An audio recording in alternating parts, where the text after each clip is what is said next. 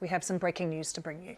Huntington's disease has been successfully treated for the first time, according to the results of a trial that has just been released.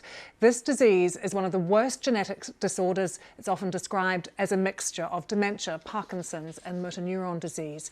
Here in the UK, it affects around 7,000 people. Now, if you inherit the gene from either parent, there is a 50% chance you will develop it, usually developing it in middle age.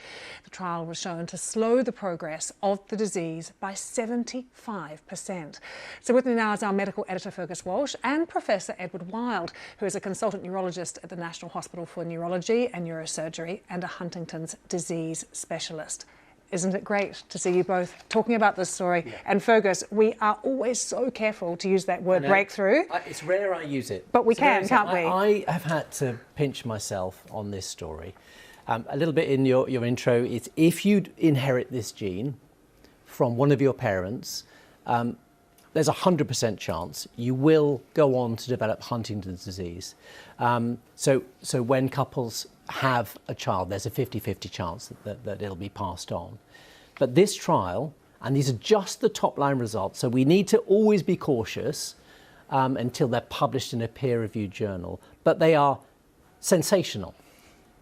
Ed was involved, he'll tell you much more. I feel bad even talking before him, but let me just give you the outline.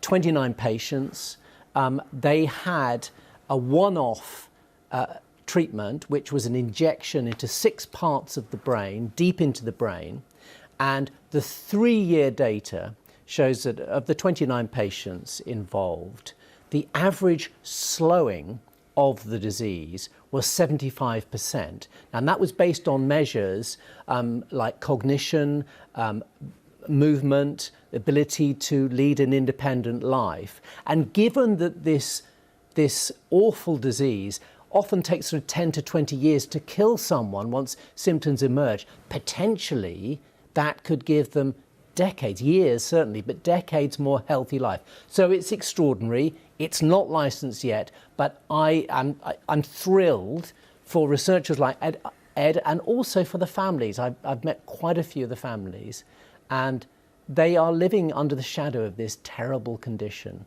And so it's fantastic news. Ed, as Fergus was speaking, I mean, I just went goose-lumpy, but then I looked across at your face and you are looking so utterly thrilled, as you should be. I mean, can you just give me a reaction from you and the team when you started to see these kinds of results come through? It is, you know, I'm probably slightly more prone to excitement than Fergus on things like this, but it really is breathtaking, and it's unlike anything we've ever seen before.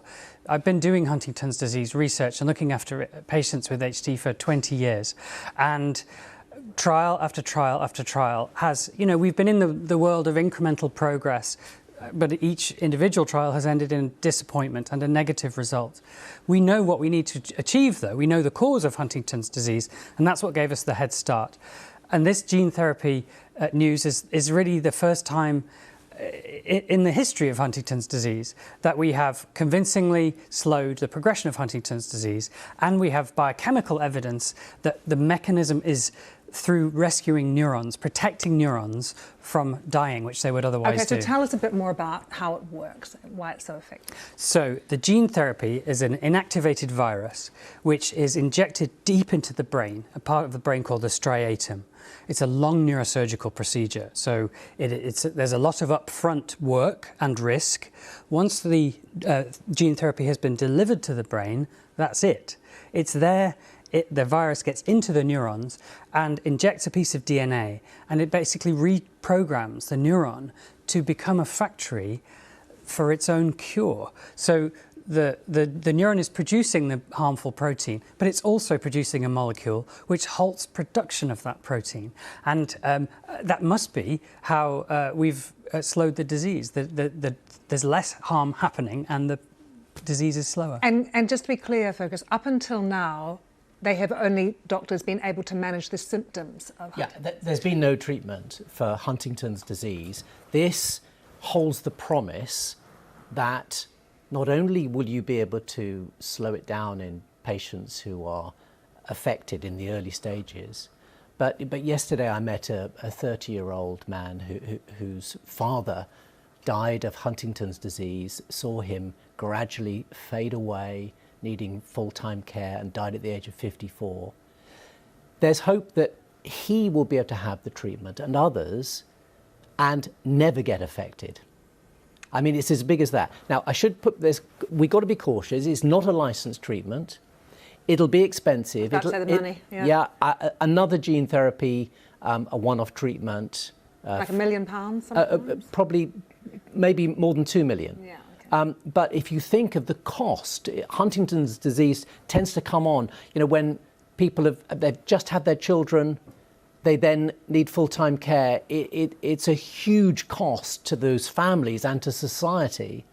So I think I would hope the NHS would see this as something that is worth paying for, but obviously there are lots of other demands on the NHS, but we're way ahead of ourselves. I think for the moment, for today, we should just celebrate the research. A momentous day. Congratulations. Thank you. Congratulations to the global Huntington's disease community. This result belongs to everyone. Yeah, that is a lovely way to end it. Thank you, Professor Edward Wilden-Fergus. Always good to see you. Thank you so much.